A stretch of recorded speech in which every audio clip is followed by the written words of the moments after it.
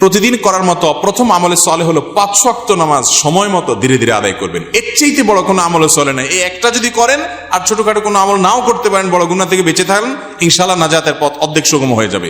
5 ওয়াক্ত নামাজ, এইটার কোনো বিকল্প ইসলামে আর কিছু নাই। এইটা ঠিক রাখতেই হবে, এই ক্ষেত্রে কোনো ছাড় নাই। দাঁড়ায় না হলে বসে শুয়ে যেভাবে পারেন পড়তেই হবে, কোনো ছাড় নাই। অতএব 1 নম্বর আমল হলো 5 ওয়াক্ত নামাজ পড়বেন। 2 নম্বর হলো সকল বড় বড় মোটা মোটা গুনাহগুলা থেকে বেঁচে থাকবেন। চোখের গুনাহ, হারাম জিনিস দেখা, হারাম জিনিস শোনা, গালমন্দ করা, মানুষের হক মারা, হারাম খাওয়া, এই বড় বড় গুনাহগুলো থেকে বেঁচে থাকবেন। নাম্বার 3, নবী করিম সাল্লাল্লাহু আলাইহি ওয়াসাল্লামের প্রতি বেশি বেশি দুরূদ পাঠ করবেন। আল্লাহুম্মা সাল্লি আলা মুহাম্মাদ ওয়া আলা আলি মুহাম্মাদ, শুধু সাল্লাল্লাহু আলাইহি ওয়াসাল্লাম, দুরূদ ইব্রাহিম যত বেশি পারেন দিনে 10 বার 20 বার পাঠ করবেন।